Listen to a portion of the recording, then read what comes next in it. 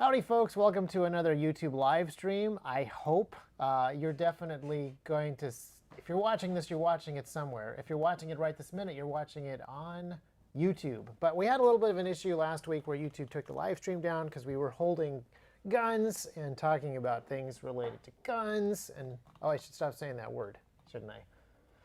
So today we're going to be talking about video games, something that is completely virtual, made up and imaginary, and couldn't hurt anybody in any way, shape, or form, and is also not related to real life in any way, so that'll be safe and we won't get taken down. But just in case it does, we are recording, so this will go up on the podcast. Even if it gets taken off of YouTube, it will go up on the podcast. You can search T.REX Talks on your podcasty things, Stitcher, iHeartRadio, iTunes even. I think we're even still on iTunes. So definitely get to the podcast. If you're watching on YouTube, we will be looking at questions. If we get kicked off of YouTube, we'll just keep recording and you'll be able to see this later. But we're going to be talking about video games. Harmless, simple video games. And specifically, we're kind of talking about video games and business. No. Imaginary stuff, not real. Can't hurt you. But no, seriously, we're going to talk about real life stuff that you can learn in video games and ways that it has helped T.REX out, specifically through my brother David. Oh yeah, we're supposed to introduce each other just in case we're in the podcast where you can't see this. My name is Isaac. And I'm David. And I am just a random T.REX person, but David is the CFO. He's the guy who does all the business stuff. A lot of the managerial business executive things are done by David. And David never went to business school, but he did play XCOM, which is what makes him such an awesome CFO, specifically for a company like T.REX Arms, because it is an awful lot like the companies that you run in the alien fighting game XCOM. So that's one of the things that we're going to talk about. And I've got another one that I'm going to show a little bit of. I jokingly tell people, like, yeah, I never went to college, unless you count like Video Game University as a college. Like I jokingly tell people everything I have, I learned about business, I learned from playing video games, and it's kind of a joke. It's sort of like a haha, yes, that's very funny, but it's only half a joke. And we're going to go through some points here. We're going to talk sort of about what you do in business fundamentally, and then kind of how certain kinds of video games apply to that. We're going to kind of play around with one or two of them. We're going to do XCOM. We're going to do one called Transport Tycoon Deluxe, and just kind of look at a couple different things that are in there that apply to real life. And some of this is, I think, directly applicable to running a business in real life. And we kind of talked about this several months ago. We talked about what to do with all of your quarantine time. And there's a couple different ways that you can play video games. And one is to keep your brain from thinking about stuff. And the other way is with your brain actually engaged and actually trying to think through the things that you're doing. And some games are obviously more educational than others. Right. But you can play educational games with your brain turned off. You can play non-educational games with your brain turned on and think through things and learn stuff. So that's what we're going to be talking about. So let's again, the other thing that I was going to mention is we're still on the live stream. We haven't been kicked off yet, so that's good. This is second try, but we'll just see how this goes. Sign up for the newsletter if we disappear. In fact, if you go right now and sign up to the newsletter right now, you will get the next newsletter, which is coming really soon. In fact, the next newsletter, we'll just see which happens first. This stream getting kicked off of YouTube or the next newsletter going out. It's kind of a race, but go and sign up for the newsletter to make sure that you get it. And sorry for interrupting. Keep going. That's fine. So basically, I think a lot of people are intimidated by the idea of starting their own business. It's made to be it's sort of presented as being a really complicated thing. Like, oh, there's all this stuff you got to do. You got to do all these different things. You have to do all this stuff, and there's all this education that's required. And fundamentally, it's really not that complicated. Basically, when you go into business, when you're doing some sort of business, and there's a couple different kinds. What you're doing is trying to create some sort of value that someone wants. And that's basically it. And if you are a savvy shopper or whatever, you're already used to playing through these sorts of things in your mind, but from the opposite side. You know, when you go to shop for socks, you're looking for, like, am I looking for the lowest price? Am I looking for highest quality? Am I looking for specific features? and then you compare different options on the market and you choose one. You're already used to doing this, automatically. At least I hope you are. Anytime you shop, you don't just grab the random thing that you see first. And if you're used to doing this as a consumer, you should have enough of a framework to start being able to look at that and go, from the other side, okay, if I want to bring something to market, a service or a good, what are people looking for? How do I actually give them something that they actually want? I think a lot of people, I've talked to people about starting businesses and they pitch some idea. It's like, I'm going to make wooden flashlights that are fake. And I'm making up a fake one. I bet you that's on Kickstarter right now. It's probably on Sustainable bamboo flashlights. And it's like, okay, who are you going to compete with? What are you competing with? Does anyone actually even want that? Because I've seen plenty of people that posit business ideas, and it's sort of like, I don't know that anyone in the world wants that. Now, there's problems with this, and like, I shop a certain way, I want certain things, I value certain things. Different people are different. Different economies are different. So you need to know the market you want to break into. We've seen this with holster companies, other holster companies. The guys really don't know what they're doing with guns. They really don't know what they're doing with running a business. They really don't know the gun industry. And so they launch a holster company and it fails. We've seen this with a number of them. But if you know your industry, if you know your customers, then you can start being like, here's a product I really want myself. And that's the story behind our sidecar. Mm-hmm. David Knorr, my brother-in-law, and Lucas, they wanted to solve a specific problem. And they did not see a solution on the market to solve that problem. They did a lot of work. They invented a product. Many, many iterations later, we have what is now seen as, the sidecar. And that was very successful because there were a lot of other people that had that exact same problem. They wanted to carry a full-size handgun. They wanted appendix. They wanted it to conceal well. They wanted a spare mag. And it just kind of checked all the boxes in one fell swoop. So there's an interesting kind of analogy that someone I've heard a couple people make, which is basically supply and demand is like a bulb and a battery. It's not that hard to connect the two. If you connect the two, they work. The battery lights the bulb up. Yeah. You just have to know how it's done, and it's simpler than you think it is. Right. And so, when we started out, we didn't do all that paperwork stuff that you're supposed to do at first. And in fact, in a lot of places, you don't need a business license until you hit a certain size. There's a ton of this stuff that you're supposed to go do that you actually don't need to do for a while.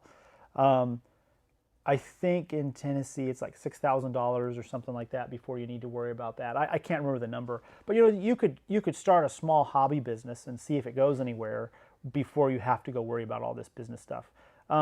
It's easier to do now with things. There are so many different websites that help you find customers and help you sell product. Right. I would advise that you not pay actual cash money for a huge amount of the people who will help you make your first $1 million on Instagram. I would ignore those folks. Right. But there are other websites like eBay and Etsy that you can use to start your company before you put a lot of money into the actual marketing and selling and fulfillment part. Yeah, and some businesses, there's, I've seen people like, I want to make gun barrels. It's like, that's cool, but that has a lot of startup costs and a lot of technical requirements that you need to have. You need to know how to make this stuff. So you need to be realistic with yourself and say, I know how to do this. Well, I don't know how to do that. I'm not going to start building concrete submarines because I'm just not qualified to make that product. I'm not saying it doesn't need to be made. It does need to be made. Oh, but that'd be so cool. So you got to know your limits. You got to know your, what's out there that people want and how to serve people. And that's really what it fundamentally boils down to. You need to find something that they want to be served in and then present that service to them or that good to them and sell them on it. And if you're honest about your product and if you're honest about their need and if you're honestly looking to serve them and actually bring them something that will make their life better, making that sales pitch shouldn't be hard. IBM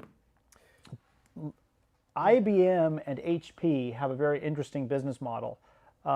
They sell patents or they license patents. That's a huge part of their business model.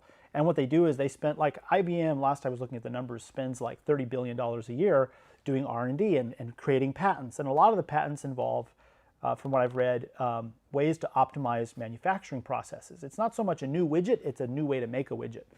So they'll package up this whole package of patents, and then they'll take it to some company that's manufacturing something, and they say, we have 30 patents. We want to license it to you. Currently, making this part costs you 50 cents. We will license you all of these patents, and it will let you make it for 25 cents, but we want 10 cents per widget. Yeah. At that point, it's a super easy sell because the person on the receiving end sees we're going to save money, we're going to make a better product, and IBM takes that little 10 cents per widget, and that turns into, for them, last I checked, they were getting like $90 billion a year in revenue from licensing these patents.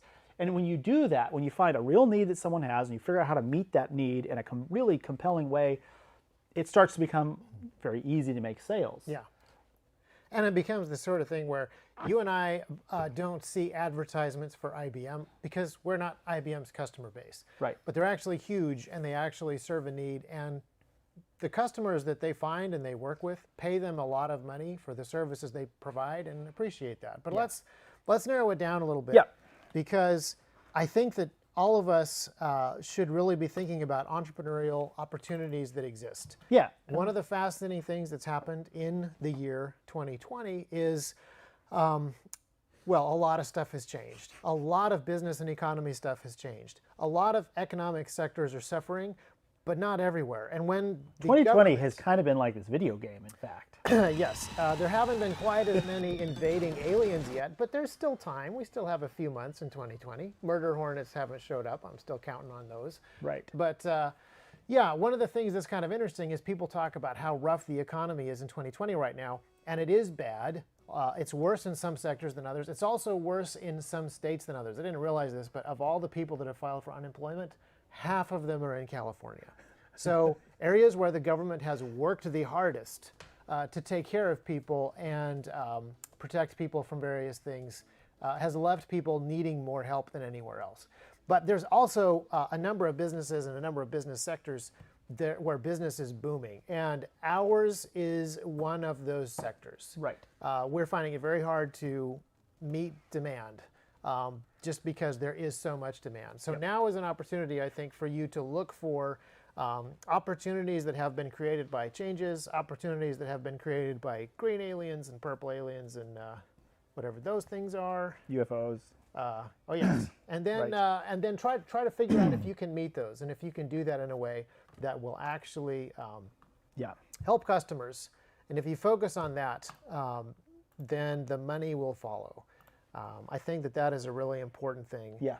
And so let's talk about XCOM. Yeah. So this game has a very interesting supply-demand mechanic. And if you haven't heard about this before, it's an alien fighting game. That's what matters.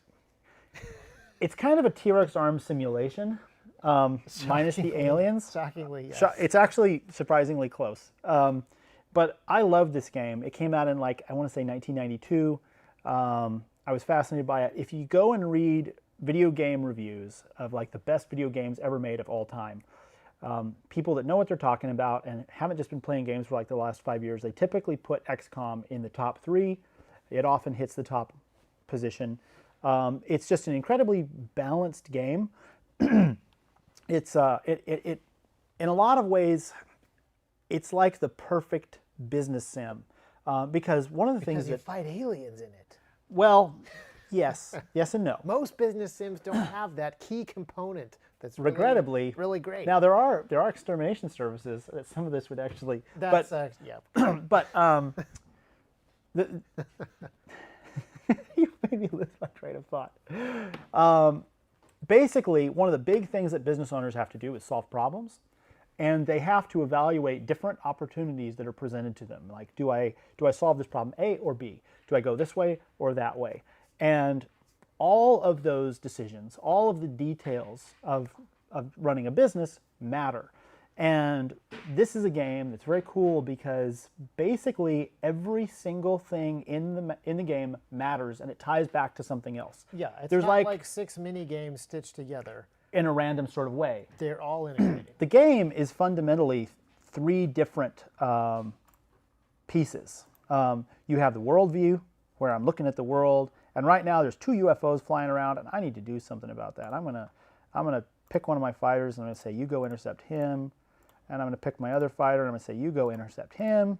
This So is that's- very much like what we do on a day-to-day. So they're, T.REX so basis. they're off doing an intercept mission, and what's happening is, if you play the game, you'll learn this. The UFOs are going around, landing in cities, and what they're actually doing is subverting the governments of the world, which is not unlike other things that are going on. And you have to build more bases all around the world in order to try to ultimately detect all the aliens and fight the aliens off, and then figure out where their home planet is and go and blow up their base. And it's pretty cool. Okay, cool. We caught up with this one. There's, I'm going to attack it. there's some commenters telling you need to research sensors. Yes, they're totally right. Okay, so this is an example. I wanted that UFO, but the missile I used blew it up completely, and there's no wreckage to recover. Let's see this other one. Probably this. Oh, no, he's bigger. I'll probably get this one. Every detail matters. They all tie together, but fundamentally, you're just evaluating these things and making decisions based on them. So you have the worldview, where you're looking at everything that's going on in the world, and since I only have one base, there's not a lot to manage. You have the base view, where you're looking at your base, and this is actually where 80% of the important stuff happens in the This is game. where the game is won or lost. This is why we spend so much time looking at the T.REX shop in this top-down kind of way. Right. This is basically. Do you see, when you think about T.REX departments, does a little pixelated 8-bit view pop up in your mind like production, Right. sewing? Look, I have a workshop for manufacturing goods. Oh, look, here is my laboratory for researching new products. department. Oh, here's general storage. That's where we store all the raw goods or the finished products. Oh, this is the media department, the small radar system. No, I mean,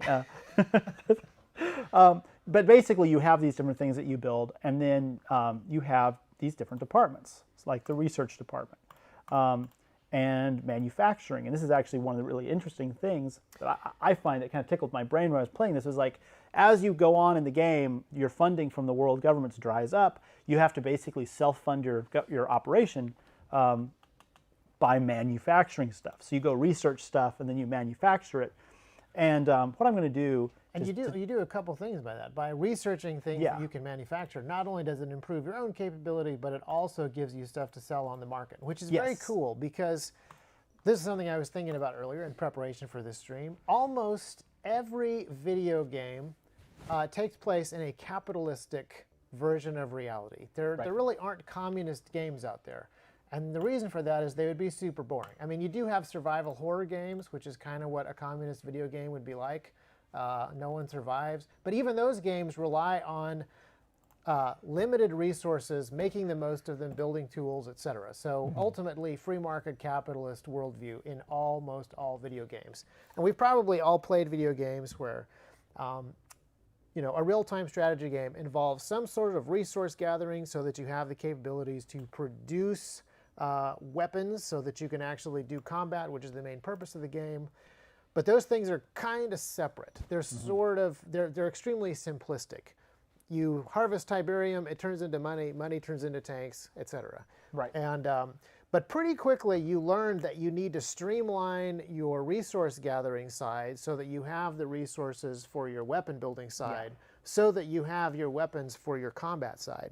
And this definitely integrates those things more and gives you more of a profit loss sheet than just pure resource A comes in, resource B turns into money, money turns into resource C. And one of the cool things about the game is there's so many ways, there's a couple different ways that you can make money. If you're really diligent, you can protect all the cities, you can keep the countries from discontinuing their funding, that keeps the funding stream going. And that's kind of one of the ways where every detail matters. And sometimes you can't worry about some of the details. That's one of the lessons that you learn. You have to learn in business. So like, yeah, that matters, but this matters more. I cannot do both. I have to choose the more important one. And it's that choice between different kinds of options that I think is really what sets apart successful businesses from failures. Because nope, this is a nice idea. This is the best idea. If I get tied up in this, I will never do this. And I really need to pursue this thing here. This is something we've really struggled with for T.REX because even just going back to the fact that 2020 is a weird year, there's a ton of random stuff going on. So, for example, last week, Ruth Bader Ginsburg passed away. A bunch of leftists said, if she is replaced, there will be a civil war. Donald Trump said, we'll have a replacement by Thursday. And we sold a ton of holsters that week. We did not see that coming, but production became a super high priority over a lot of other stuff that I was hoping to do that week. This kind of thing happens in real world situations, and businesses need to be able to be flexible and to really think through some of their important decisions are not going to be, how do I make more of resource A? It is, of all the 150 different resources we could be pursuing, what are the priorities based on changes that happened yesterday or last week? So that is something that is very, very helpful to be thinking through. And I think that playing video games that are slightly more complicated than just regular, there's one resource and you gather enough and then you build the one thing that you need to complete the mission. I think that builds shelves on your brain. It sort of teaches you a formula to think through so that as you get into more stuff, as you get into business, as you get into evaluating more aspects of your life as you get older, you already kind of have the shelves in your brain. You already kind of have the formula in mind for the stuff that you plug in there to come up with the answer that's the right one. So one of the ways you can lose in this game is if you run out of money. And everything in this game is very expensive, kind of like the real world. So I'm just going to click through some stuff here because business owners need to be looking at a lot of these exact same details. And this is why I think that certain video games can prepare you for the real world, because there are simulations, there are abstractions, but to the extent that they simulate things that are in the real world, playing with those decisions and experimenting with analyzing data and then making decisions as a result of that data and then analyzing your decisions and going in that loop. You make it sound kind of boring when you say it that way, but that's what you got to do. Yeah. So to the extent that those kinds of decisions are similar to real life decisions, I think that there's real benefits in learning how to manage those resources and evaluating your decisions. And so in this game, it kind of boils down to money.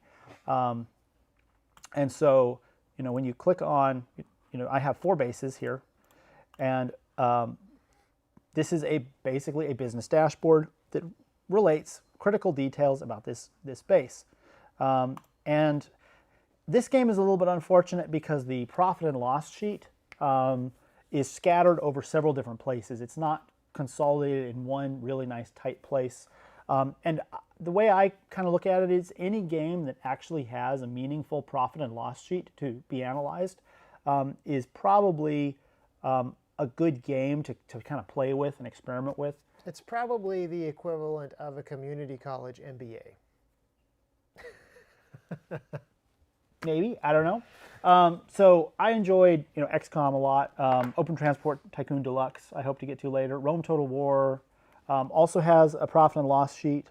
SimCity 2000. Then there's other games that don't, like Total Annihilation. I don't think the original Civ games did. Machiavelli the Prince, Sim Tower, I don't remember if they did. But basically, they all end up, you end up having to evaluate stuff, and whether it's presented in numeric form to look at or not, it's still kind of the same thing. Yeah. So in this case, I have all this money going out, and I have resource streams coming in. I have the government funding. I have sales of stuff I make. I have sales of stuff that I've taken from the aliens, and I've got to balance that all while I'm trying to do my R&D and build spaceships to go to Mars or whatever. And fight the aliens. And fight the There's aliens. a combat part of this game, which I'm not going to look at regrettably because it's very cool, but it's not directly related to the conversation Yeah. at hand. But I will say that if you want to simplify it, all video games are problem-solving simulators. Right. There's different problems that you solve in different video games. Yeah. Sometimes it's how do you kill the most aliens. Some games it's how do you kill the aliens most efficiently. But as you get better at solving those problems, you beat the game.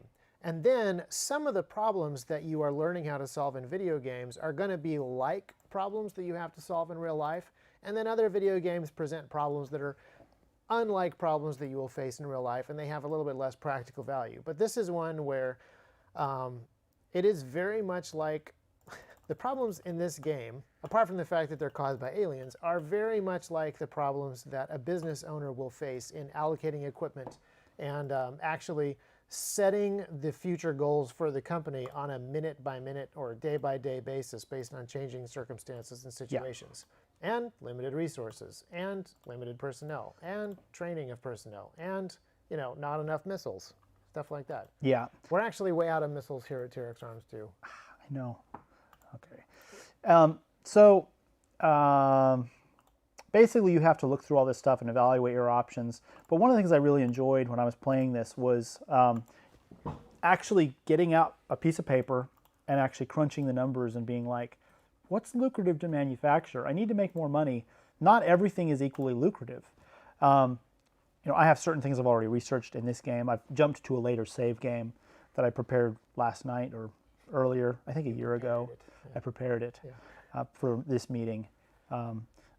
So basically, you look at them and you say, this product, it costs 400 engineer hours, and I currently have, I think, 45 engineers.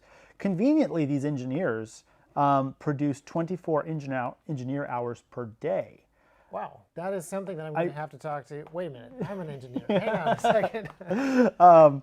Which is kind of, I don't know how they get around the labor laws, but maybe alien incursions change that.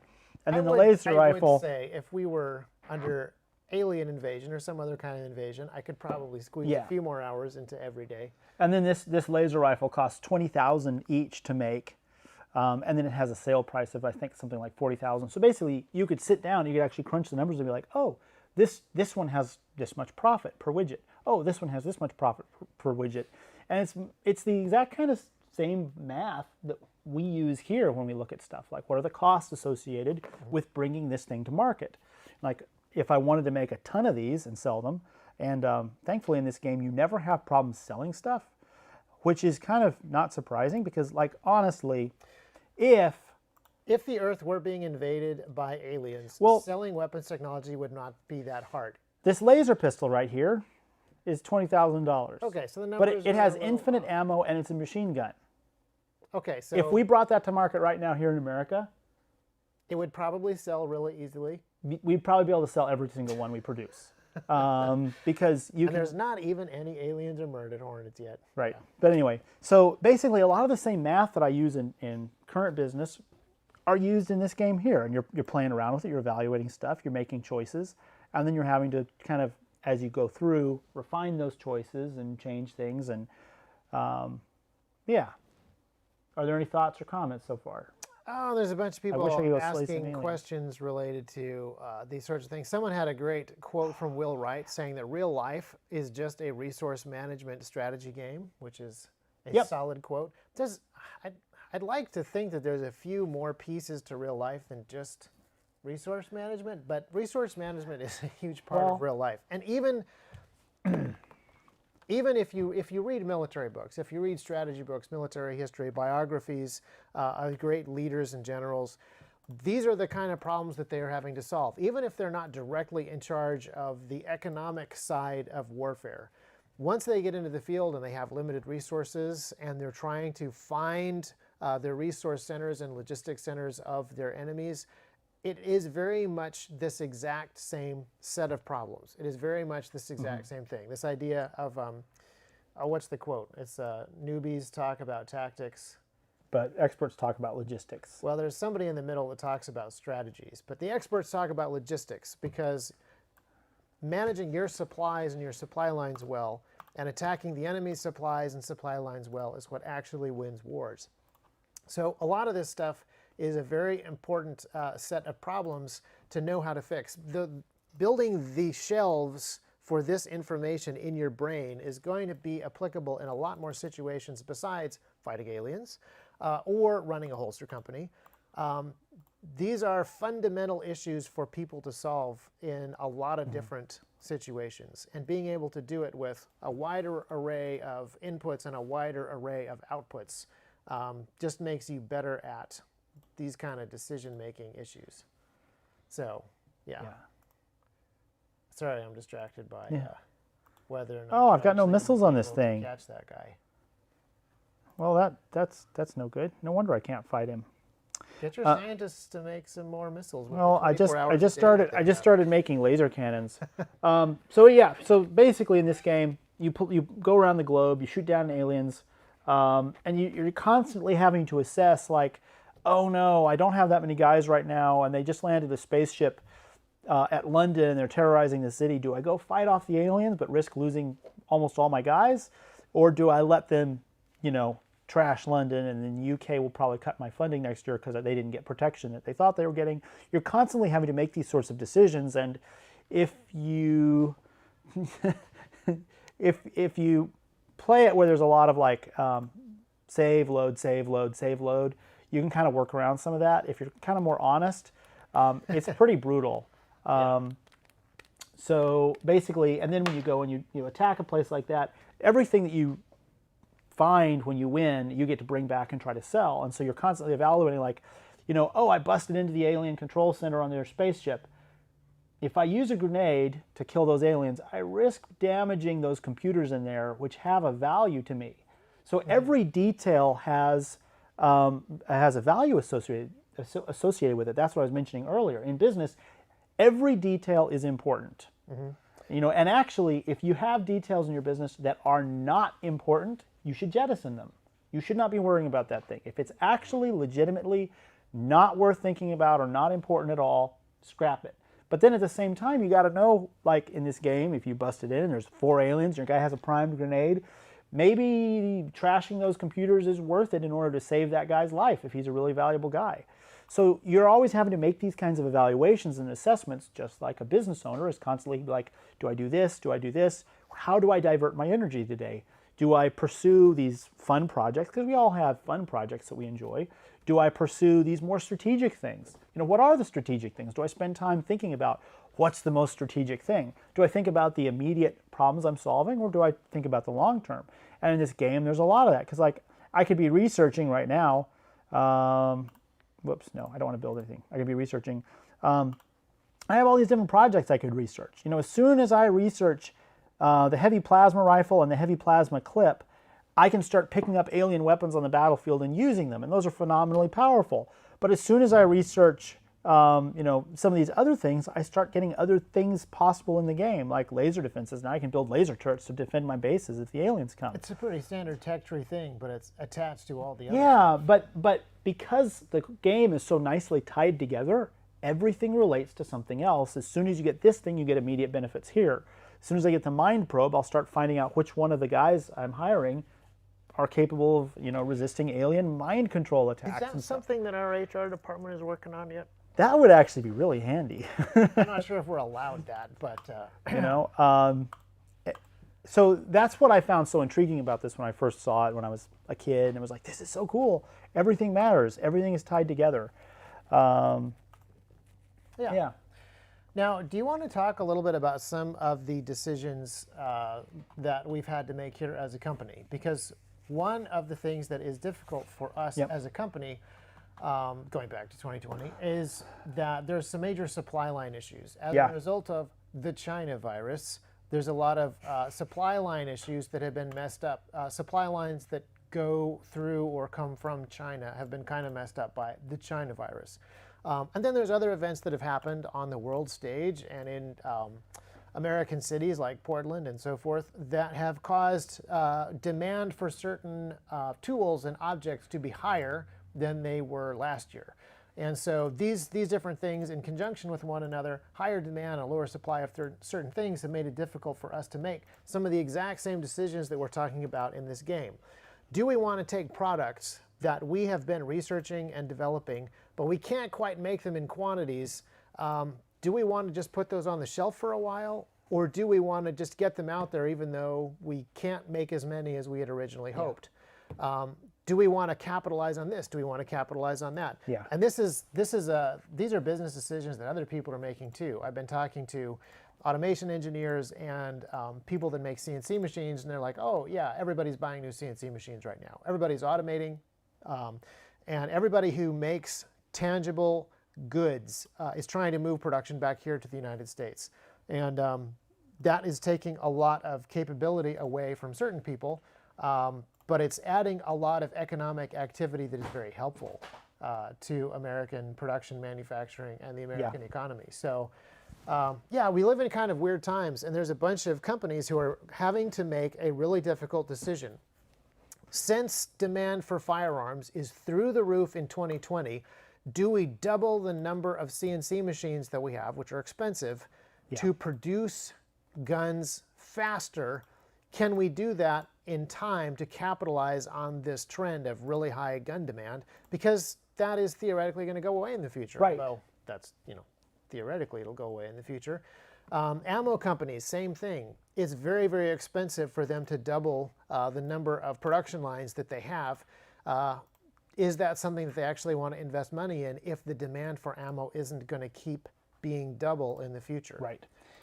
So yeah, there's all kinds of decisions that have to be made about these things. And it's hard because, in this game, we're dealing with a very simple set of problems. I can research only a couple things at a time, and I only have. Are going to keep coming. And I can always go back to a save and stuff, but there are these constraints and limitations. I don't have an infinite amount of money. I don't have an infinite space to house an infinite number of engineers or scientists to research or manufacture as much as I want.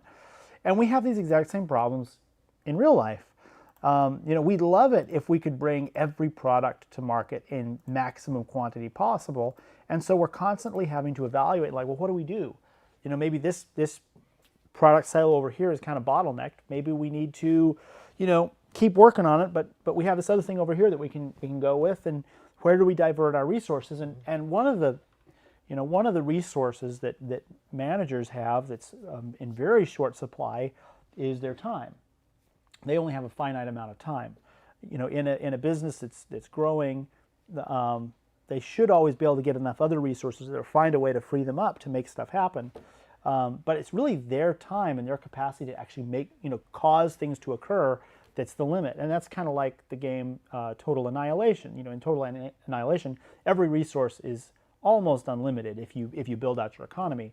The only thing that's really in limited supply is your time as a player. In XCOM, the player has an infinite amount of time, because the game is not happening. You can always pause the game and you can think about your decisions. But the game time, the actual time in the game, is very limited because, as the days tick along, the alien invasion comes closer and things get harder and harder and harder. But in real life, we have a very limited amount of time to actually make things happen and move the game or the business along. Which is part of the reason that business simulations like this are helpful. You get better at processing the information and making the decisions by practicing them, hopefully when you're younger. And then when you're older, you already have those formulas, you already have some of the ability to think around some of these problems. And that makes you a better manager and a better strategic thinker for business stuff in the future. Do we want to talk about any actual T.REX business decisions? Let people in on any behind-the-scenes stuff, or is it all a little I think that's too dangerous? I think that's. Yeah, I don't think we should do that. Well, one of the things that we because we don't. So one thing I would say this. We want to. Our dad taught us this when we were little, because he had a business, and the motto was under promise, over deliver. And that's hard to do because we know that you all want stuff and you need stuff, and we're like, we have this idea, we can get it to you, we think we can do this.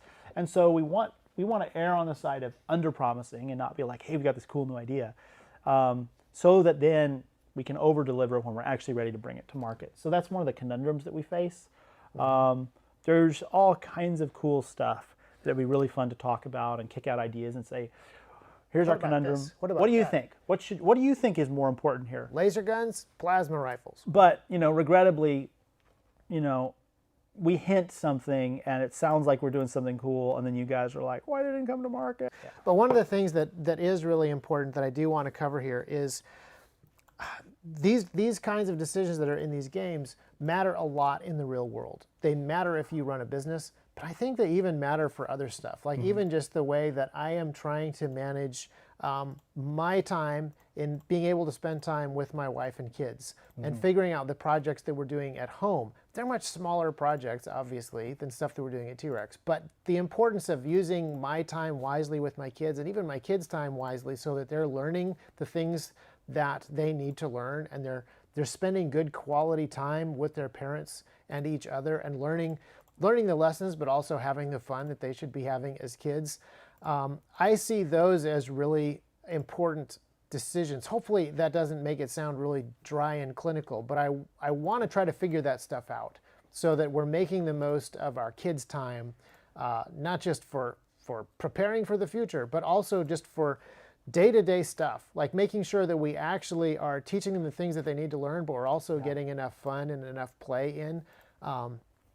And they're actually doing that with each other and with with their parents is super important. And it's some of the same decisions that I'm making with individual people or individual departments here at T.REX. Yeah. And I'm really glad that I'm becoming a better manager slowly by trial and error, because it's helping me with everything that I want to do with my life, not just the stuff that I want to do here inside of T.REX. Yeah. Stuff that I want to do in one-on-one relationships is being helped by figuring out some of this resource management stuff. Yeah. And going back to that Will Wright quote, I still don't like the idea of just boiling every single thing down to a resource managing question. But if you make time a resource, if you make relationships a resource, if you make doing the right thing ideologically for the future into a resource, justice a resource, then yeah, everything becomes a resource. And then you are making resource management decisions about every part of life, whether it's business or not. It's really interesting. One of the qualifications in Scripture before a man is allowed to be an elder is that he has to know how to manage his home. And you know, when I didn't realize or appreciate this, but you know, when you have kids and a wife, and you know, my wife wants to talk to me about decisions. She needs my time. You know, my kids need my time. You know, we have finite money. We have a lot of the exact same stuff that we manage in business are the exact same kinds of things that we need to manage at home. And it's challenging. It's not easy. I suspect that anyone was like, oh, it's a breeze. Yeah, what do you mean? It's not hard to manage, you know, a family. I suspect anyone that says that is either really naive, has never tried it before, or is incredibly selfish. They might be a genius, but it's more likely that they're selfish and out of Yeah, that's my take. So anyway, this is for those of you that have been watching the stream, this is the battle view. And Speaking of managing people's time. Yes. Always take a knee. Gets you an accuracy buff.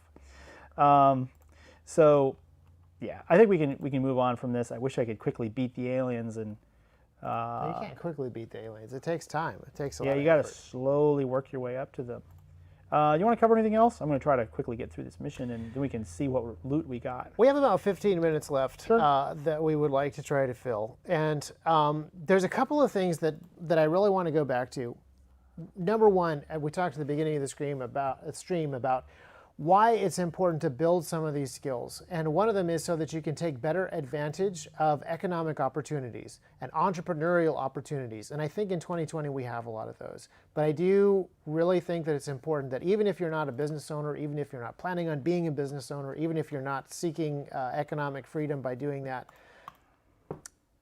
thinking through some of these things is very important, and being able to solve some of these resource management questions is really important. So I would just challenge you guys who are watching, and all of us, to think very deliberately about how we're using our time. So a fun alien fighting game like this can teach lessons, or it can just be a thing that you do. And maybe by osmosis, accidentally, you will learn some cool problem-solving tips, and by accident, you will figure out time management, or you can actually deliberately lean into trying to figure out how to do it properly, how to actually read the profit and loss statements, how to actually solve for multivariable equations inside of the game. On is it more important to let this city burn, lose the funding from them, but in exchange free up time that you need elsewhere to protect other people and bring your research team to the point where they're actually financially solvent. Yeah. These are tough questions in a game where you're trying to protect the Earth. But I think that a lot of us are trying to solve some of the same questions. So one of the things that we did early this year was we had what I thought was a pretty good plan for political activism. But then when coronavirus, the China virus, came to the United States and a whole bunch of legislatures shut down, we had to change our plan. But we'd already basically not left ourselves any time to make a plan B. And so we ended up with no plan B, and we ended up with no plan A. no plan A, and so we ended up with basically no political activism this year. By not being flexible, we ended up not doing some of that stuff. We also kind of found ourselves in that position because we were weighing two things. We were weighing political activism versus trying to produce as many tools and as much equipment as possible for people on the ground. And when we weighed those two things together, we did make a deliberate decision. And this is an important principle. We could have just not done any political activism because we ran out of time. We weren't able to make a solid decision one way or the other. We did actually make a decision to prioritize the production of stuff over the political activism thing. Right. And we did that for a bunch of reasons. They weren't financial reasons, just, we can make more money selling stuff to you guys than we can paying money for political activism stuff to happen. But we actually felt that it would have more of a positive benefit to the country. It would actually have a more, it would give us more of a freedom buff. So if we talk about freedom as a resource that we are trying to acquire more of, that's one of the resources that we're trying to manage. That's one of the things that we plug into the equation. It's in there with time and money. Trying to pursue freedom and get more freedom for other people is one of the goals of the company, and one of the goals that I think everyone in the company really has, and at different times has prioritized over some of the other things. Well, I think I mentioned this. I may have mentioned this in a live a couple times ago, but like the way we see it, holsters are like business cards or tracts for freedom, because you have these people and they've been trained by the world around them to believe that the government is there to protect them and take care of them, and guns are for the government only, and there's a monopoly on violence that the government is supposed to have, and all that other stuff. And then they start carrying a handgun because of crime or whatever, and you give them a holster, and it's saying, here is how you take responsibility to do a good job of taking care of yourself and defending yourself. And this is actually your job. This is not the government's job. This is your job. They have a role. They have stuff they are supposed to do, but this is actually your job to be taken care of. And they put it on, they start wearing it, and before you know it, that person, and maybe they just got a gun because they cared about muggers or something, pretty soon that mindset of personal responsibility trickles into other areas. Starts trickling into other areas. And the value that is brought to the table by a high quality holster, and saying, don't carry some garbage gun, carry a good gun. Take pride in this. Seek to do an excellent job. Don't be a conscript level person. Be a specialist. Be an expert. That mindset starts trickling into other areas. And so we see selling holsters as so much more than just, there's a person, he wants a widget, he's willing to give money for the widget, he got his widget. Is he happy? Okay, good. We don't have to make another one. Move on to the next. It's much, much more than that to us. Mm-hmm. And so, we looked at the political situation. We're like, what? There's really not a lot we can do this year. The legislature's shut down.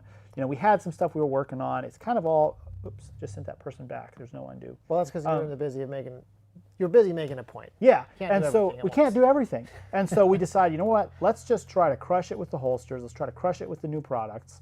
Especially when there are so many new people who are thinking about this stuff for the first time ever. Making sure that we can help push that message is going to accomplish more on the freedom front than some of the other stuff that we thought was going to be more effective. Yeah, and so that's part of what happened in 2020, and we kind of got forced into a corner with no backup plan because we didn't really have a backup plan. We should have looked at our year and been like, we should allocate time for talking politics, and we really need to allocate a little extra time. Let's have a couple plans and let's get more stuff going on. We really should have done that. We should learn our lesson and be like, next time let's spend some time on a backup plan. We probably will. Oh, look at these aliens. You were making an excellent point before you actually found. Oh, he's so toast. And I'm afraid my guy here is so toast also. Oh, no, he did it. He pulled it off. Snapshot, successful. Okay, he just has enough time to dodge back through that door.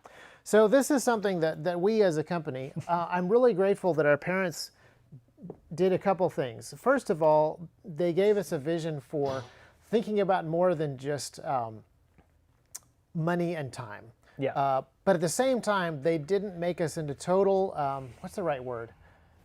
we weren't totally romanticized into thinking about only things outside of money and time. We weren't communists. We were still free market capitalist types. But they definitely gave us an understanding that if we're going to do something, we should try to do it well. We should try to underpromise and overdeliver, but we should also have other resources on the table besides just the time and money.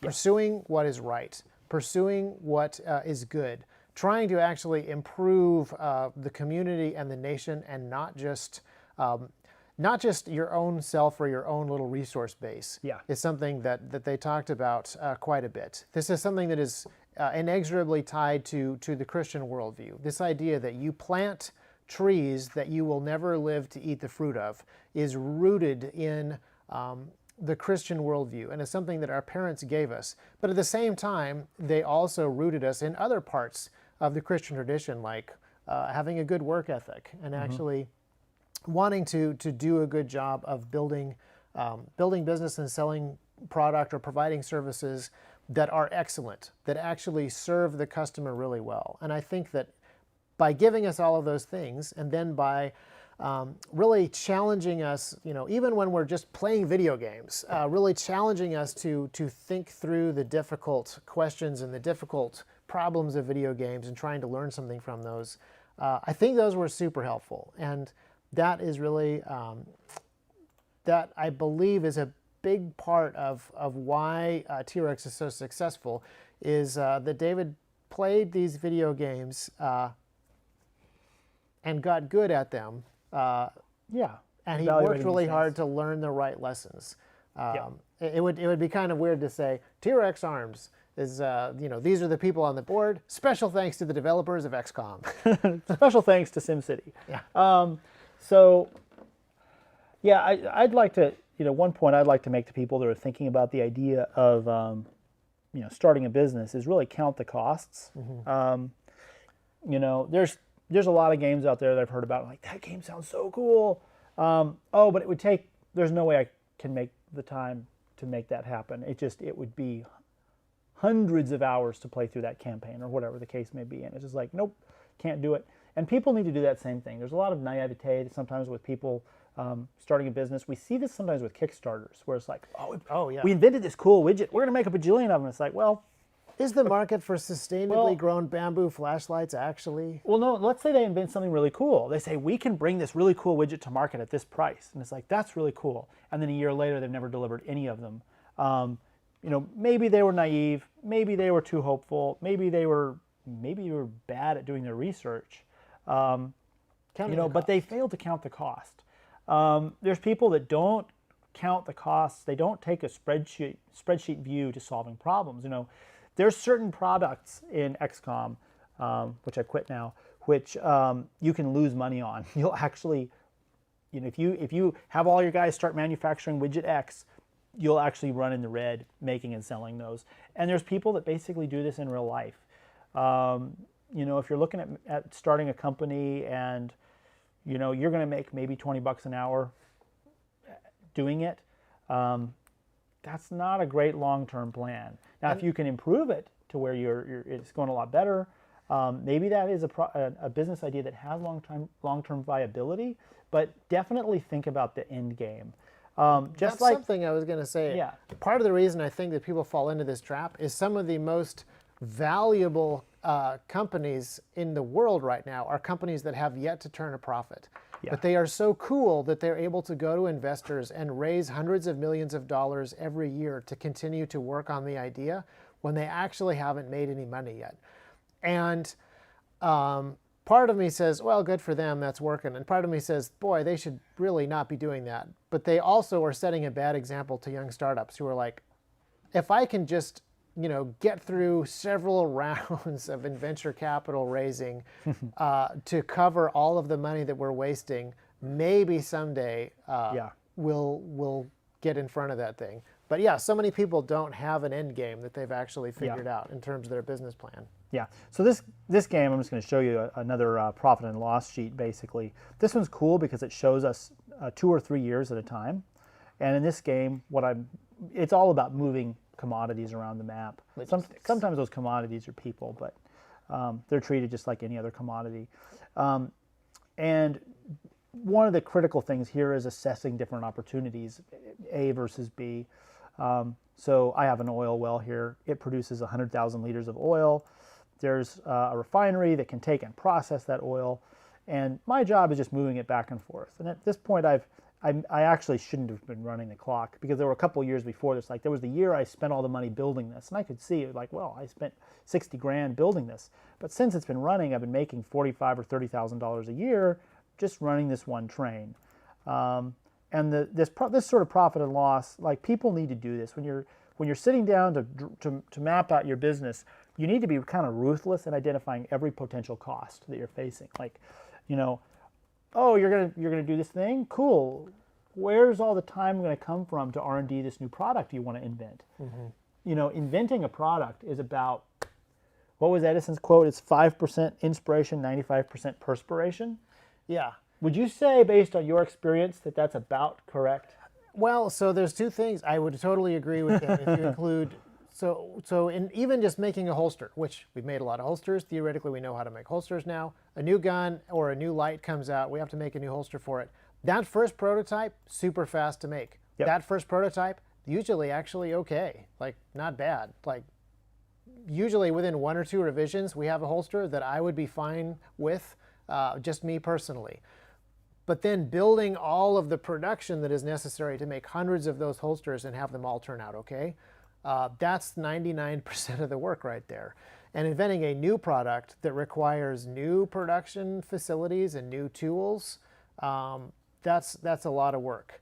Right. A lot of people in a lot of different industries have an idea for a product, and then they go out and they try to sell that idea. And I'm not saying that ideas aren't worthless, but execution is what really matters. The idea is worth a lot less than the work. Right. And so people that want to go out and sell a movie script for the same amount of money that the entire movie that was made by hundreds of people for months and months and months is kind of silly. Yeah. But that idea is out there in the startup world, in the American economic kind of entrepreneur sphere, and that idea is not really tenable. That idea is not really how things work. The idea for Airbnb is very cool. The idea for Uber is very, very cool. But the fact is, the tools that they actually built to make those things happen, that's what works. And even those companies are still not in the black. So, yeah. But logistics is where it all happens. And basically, I loved this game because it involved a lot of the same thing. Like, ooh, let's compare this route versus that route. Well, this one's going to make more money.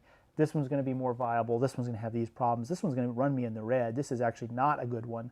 But sometimes in business, there's things that you have to do that may not be about the money. It may be about something else. Like in this game, if you want cities to grow, to have more people to move around, you have to do stuff for them. Like in this game, this city requires water and it requires food. And it may not be very lucrative to get them those things. But if your goal is to But grow I them. may choose, I really want that city to get big because I can't remember. I think it does more stuff as they get bigger. Or maybe you're just a good person. Or maybe I'm just a good person. But sometimes in business, so I'm the CFO, and my job is to assess everything based on dollars and cents. But there's more to life than dollars and cents. A lot of the political stuff we do could make sense from a dollar and cents perspective, but maybe we just really care about the laws. Maybe we just really don't like it when there's unconstitutional laws on the books. When Maybe there's we care tyranny, about when justice. maybe we don't like boots being on throats. Maybe we want our kids to grow up in a better world than the one that we Yeah. have now. Maybe I'm willing to sacrifice certain stuff now that I could have now for myself in order to make it a better world for other people.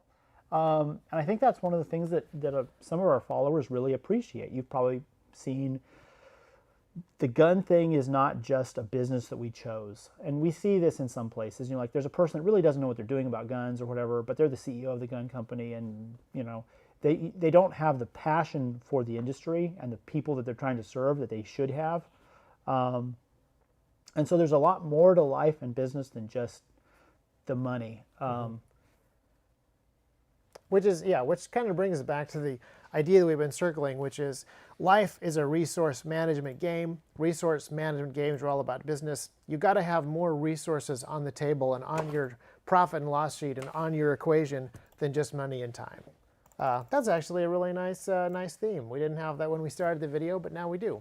That's a pretty good it's a pretty good tagline for the thing. Now that we've already finished the conversation, What'd you say? I wondered how this was going to work. Obviously, It doesn't work very well when I'm yeah. when I'm playing. I was actually very impressed how quickly you took out all those aliens while you were talking about. That's brainless. Oh, Creating- taking out aliens is easy. yeah. But this is Yeah. this is Taking much out harder. aliens is easy.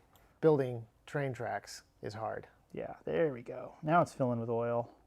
Now we could talk about railroad tycoons. for a Pretty soon all this oil is going to start a war. while. Is there war in this game? No, there's not. Okay, Which so is- it's not a totally realistic simulation of logistics. Yeah. Yeah. But this is cool. So this is one thing. This is actually kind of frustrating. So I'm the bean counter. Why is it in game? Well, I know why. But in games, you never have to do any accounting. The Right? game does it for you. The game does all the accounting for you, and that's one of the cool things about video games versus board games. Is in board games you're doing all the accounting. Like, oh, he got $200 for going on Go. He gets 200. Oh, did I get his money for buying that That's thing? one of the worst things about real life also. Yeah, but like in this game, this is cool. I can click on this train, and I can click on this information, and I can see profit this year is $19,000. Now it's going down because he's spending money driving back. But after after he's been running for a whole year, I'll know what a year's profit for this thing is. In businesses you have different silos often, like this customer is worth this much money, this customer is worth that much money, and as a business owner, you have to make the decision. How much time is it worth it for me to collect the data and then process that data in order to see those kinds of business insights and determine, oh, this customer over here is a bad customer. I need to fire him. Like in service industries, there are customers that are just bad customers. There's, dare I say it, there are sometimes people that CS is just like, we need to figure out how to exit this relationship. There's people out there that are just horrible, toxic people, and you just don't want to do business with them. And like, yeah, they've got dollars, but it's not worth the aggravation, the headache, the pain. But games are cool because they do all of the accounting for you. Yeah, all the paperwork is done. And the other thing that's really cool, I actually used a screenshot from a game called Close Combat last week. We were talking about creating a business dashboard for our company and getting critical data from different departments and putting it all in one place so we could see it and have a visual representation of what's going on in the company. And I actually had to pull up the screenshot, guys, and say, guys, this is what I'm looking for. I want to know what your morale is like. I want to know what your health is like. Are you going crazy? Are people panicking or not? Do you need any problem? Do you have any problems that we need to help you solve? Did Hans drop the Flammenwerfer and run away? Yes, and torch the rest of his squad in the process. So video games, they have all this thing figured out because you're a one-man manager running the whole show, and part of the game design process is figuring out how to collect this data from the different components of the game and present it to you. And some games present all the information, and some games take all the information and abstract it down to a small thing.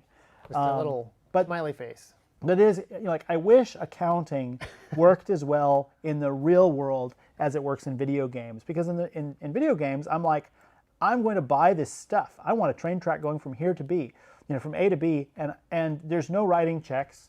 There's no getting, conned by the contractor because he only went halfway. There's none no of that hiring stuff. an accountant to actually figure out what the profit and loss statement should look like. It's just seamless, and that's one of those things. We've actually seen this with a number of companies.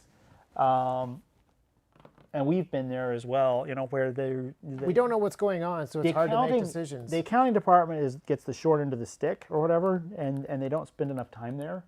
But this is one of those things where, like I was saying earlier, every detail matters. And keeping track of stuff, though it's boring, and accounting stuff is often boring, it's actually super important. It is so important that I just had a business idea. Cool. There's probably a whole new generation of business managers that grew up playing video games. So somebody needs to figure out how to make accounting more automatic, and then business intelligence dashboards that look like the specific games that those people played and are easier for them to understand. So if you were paying attention earlier, I was changing how many researchers were working on the heavy laser versus the mind probe. And I was like, arrow down, switch to the other one, arrow up. And I was actually talking with David Knorr about a product some projects we were working on. Like, I think we need to go to this project and go arrow down a couple of times, and I think we need to go to this other one and go arrow up a couple of times. Like, that's kind of how my brain thinks. And Yeah. you know, I wish there was a way to visually represent this stuff better. There's probably tools out there that could do a lot of this stuff, but skinning them to look like specific video games is probably something that software developers should start working on right now, because it would make it more intuitive and more fun, and everybody would, I will say, I'm going to guess that everybody who's running major businesses in the next 20 or 30 years will have a fair amount of video game experience in their childhood. Yeah. Like, everybody is a gamer now, everybody is a geek now. The people that are running these companies are going to be gamers and geeks in not that many years. A lot of companies are already there now. So just an idea out there for some of you guys. So we'll be your first customer. Make us an XCOM themed business intelligence dashboard for our whole company. We will buy it, and we will protect the Earth from aliens at the same time. Right.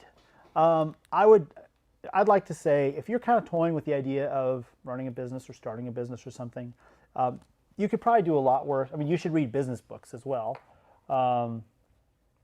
Death by Meeting, that guy, he wrote a couple books. I've read one or two of those. Those are good.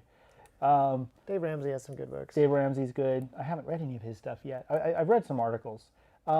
But games like this, you know, they're boring by today's standards. I think this one came out in 1995. And look, if you zoom in, look at The those 8-bit glory. the glorious pixels. You know, but you can learn a lot of stuff about how to make decisions and evaluate things, and importantly, you're learning how to learn and learning how to make decisions.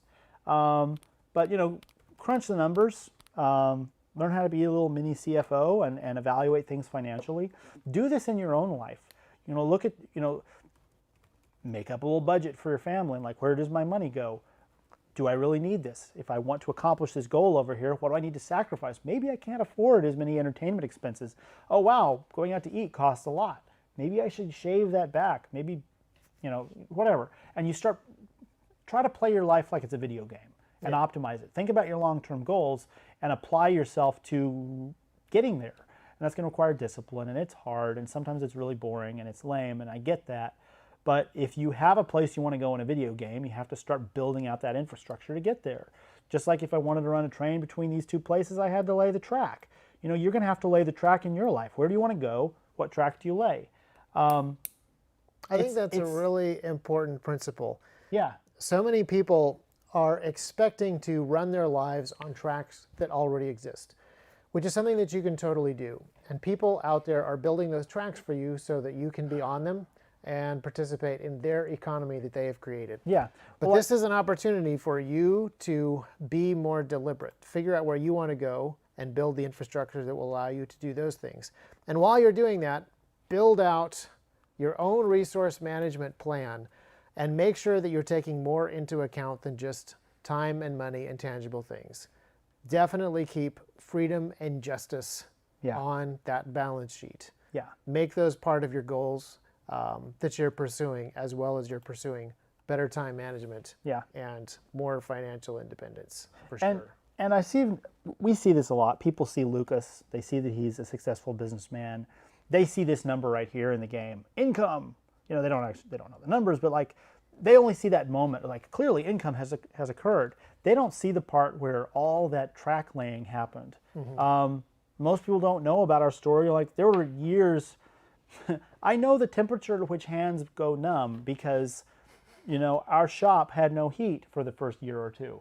And I'd be up there working, making holsters, and I'd get the temperature gun, and I'm like, my hands aren't quite numb yet. Okay, the surface temperature is this. And like, okay, when it's at 60 degrees sustained, that's when they start going numb. You know. Thank you, Mr. Cratchit. Yes. You know, there's a lot of stuff that has to go into achieving some degree of success, and people don't see all that. They just see the success. They just want the success. And then 5 years later, they're still wanting success, but they've done nothing in their life to actually improve things to make success possible. They want to be given a position of trust in a company, but are they acting like a trustworthy person? Are they building character? So yeah, there's a quote. If we're closing out, there's a quote I'd like to share. Mm-hmm. This was really interesting. I was watching videos with my kids, and there was a video on the world's largest firework, and that just sounded cool, so we were watching it. And the guy making it was cool. And it was cool. And the guy, the interviewer, was talking to the fireworks executive in Japan, and the guy that ran the business, and he said, "Do you consider yourself an artist or an entertainer?" And the businessman answered, "An executive." The follow-up question becomes, what is an executive? To me, it is someone who creates an opportunity, experience, or product that people pay money for, but most importantly find in it incredible worth. That's an executive. And I stopped and I typed that out because I just thought it was such an interesting, pithy look at business. Like, this guy's been doing it for a long time. I mean, the product he offers is a really kind of esoteric product, you know, but this is his business, and he sees himself as, you know, he provides something that people pay for, but they find in it incredible worth. And I'd like to think that that's what we're doing at T.REX. You know, people pay for holsters. You know, I think we offer a product that's good value for money, but I think when we hear this from customers, we get feedback. They find in our products incredible worth, I think most of the time. And that's cool. This is basically having an attitude where you want to serve the customer. This is just another way to say it. Mm-hmm. If you want to start a business, work on your character, count the costs, and really figure out how to serve the customer. Because when you come to someone, you say, "I want to serve you. I want to give you the best thing you've ever spent money on. I want to give you the best service you've ever had. I want to give you the fewest headaches," or whatever. When they bring that value proposition that is, "I want to serve you," and they demonstrate, "I have the character to actually follow through with what I'm saying I'm going to do," at that point, it kind of sells itself. Mm-hmm. Yeah. And even if you don't want to be a business owner, you just want to be an employee who can grow inside of a business, the exact same responsibility to build character, build trustworthiness, build excellence, exact same stuff, exact same track that you need to lay. Yeah. And I used to be of the opinion everyone could be an entrepreneur, everyone could be a business owner. And now, having done this for a while, my opinion has changed. I actually don't know that everyone really has all the attributes needed to be a business owner, or maybe not at that point in their life. Maybe with development they could be. But there's people that should, you know, in counting the cost, they should go, "You know what, I don't actually think I want the weight of responsibility that would keep me up at night and stuff. I'd rather be an employee. You know, this will be good. I'll be an employee. It'll give me time to do other stuff." And that's not a bad thing, but you should, you know, count costs in every area of life. Make that decision deliberately, not by accident or by default. And then whatever you do, do it with excellence. Yeah. Whether it be slaying aliens or building train tracks, going for a promotion at your job, starting a business. Yeah, absolutely. Well, thank you so much for watching this conversation. Again, we're sort of being a little bit cheeky talking about video games so that YouTube won't kill the stream like they did last week. And looks like we managed to not die. We're still live, we're still broadcasting, but you can also download this video from the podcast if you search T.REX Talk on your podcast aggregator or subscriber or syndicator or directory or whatever they call them these days. You can find it. Also, go to trex-arms.com and sign up for our newsletter. I think you may have an opportunity to get today's newsletter if you hurry. Thank you so much for watching. We're going to try to do another one of these next week. We will create content next week. We'll just see if it's on YouTube. Have a great rest of your week. This business is doing great. I've already paid off all my bank loans.